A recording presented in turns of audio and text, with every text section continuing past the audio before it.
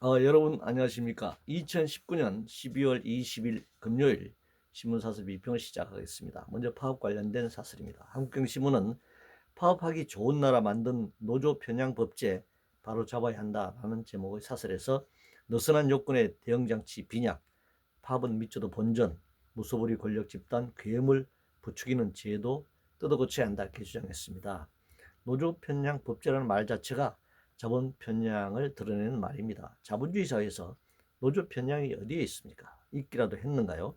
그랬다면 그 사회는 자본주의 사회가 아니라 노동주의 사회가 되었을 것입니다.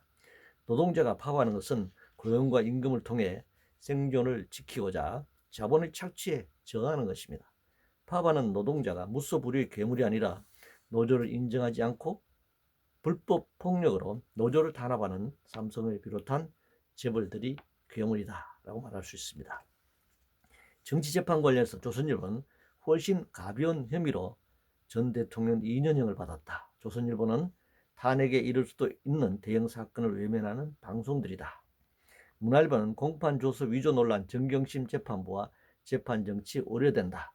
중앙일보는 트럼프 하원 탄핵 우리 정권도 타산지석 삼아야 한다 이렇게 주장했습니다. 청와대가 개입된 정치적 사건은 꼬리 자르기로 끝나거나 아니면 노무현 박근혜 탄핵 같은 극단적 형태로 나타납니다.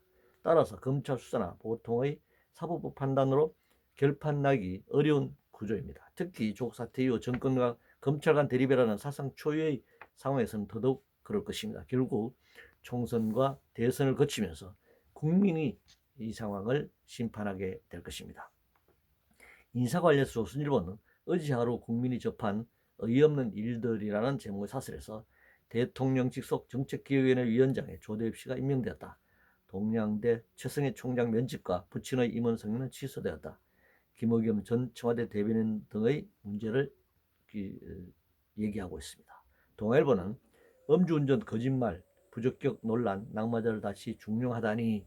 문화일보는 조대엽 최윤희 고위직 기용 국민국회 공직 모독이다라고 비판하고 있습니다.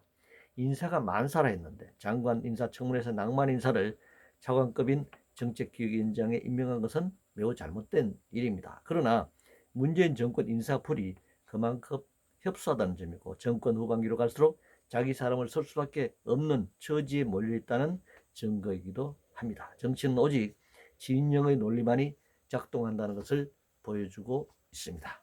규제 관련해서 중앙일보는 규제 노동계획 없이 경기 회복 가능한가? 라는 제목의 사설에서 투자 활성화 최우선, 내년 경제정책 방향 반기업, 친노조 기조 유지로는 성과 못 낸다. 동아일보는 장밋빛 2020 경제정책 방향, 구조개혁 없이 경제활력 늘겠나? 한국경신문은 실패한 정책 계속 밀어붙이겠다는 새 경제운용 방향, 매일경제신문은 내년 경제정책 이 정도로 성장률 J커브 그릴 수 있겠나?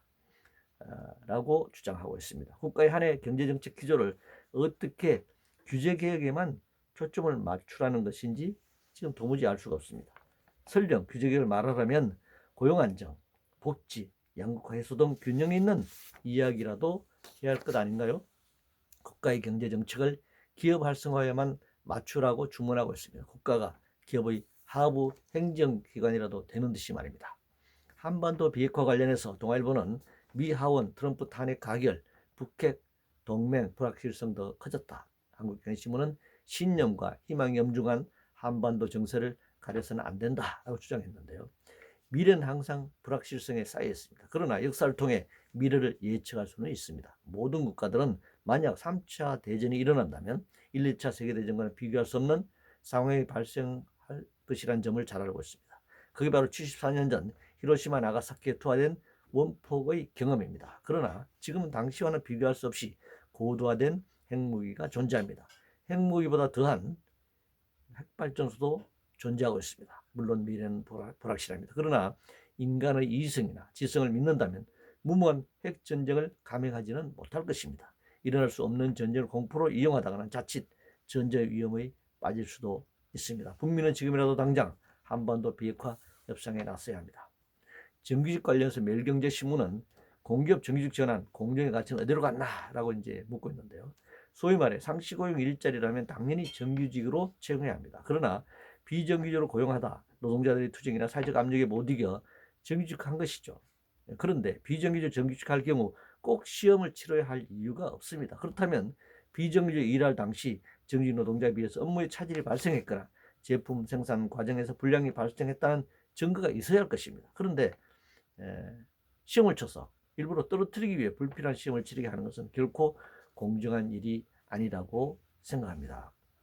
선거법 관련해서 멜기신문은 개혁이라는 말이 낯뜨거운 누더기 선거법 개정안이라며 비판하고 있는데요. 비례대표 몇 명 늘리려는 소수 정당이나 기득권을 유지하기 위한 다수 정당들의 선거법 논의는 정치개혁과 사실 무관한 일입니다. 비례대표를 줄인 다수 정당이나 3% 상한은 풀지 않은 이 소수 정당이나 기득권 유지에 관심이 집중된 점은 결코 다르지 않다 이렇게 생각합니다. 인원고 사태 관련해서 문화일보는 인원고 정치 선동교사 고발 학생 징계는 교육 테러다 이렇게 주장했는데요. 교권과 학습권의 충돌이기도 하고 학교 내 토론 문화 부재이기도 합니다. 특히 정치적 문제에 대해서는 획일적인 지침이나 입장이 아니라 상호 심도 있는 토론을 전개하는 게 옳습니다. 학생과 교사 사이에 꼭 정치 입장이 일치될 수도 없는 일이기 때문입니다. 이상으로 2019년 12월 20일 금요일 신문사설 비평을 모두 마치겠습니다.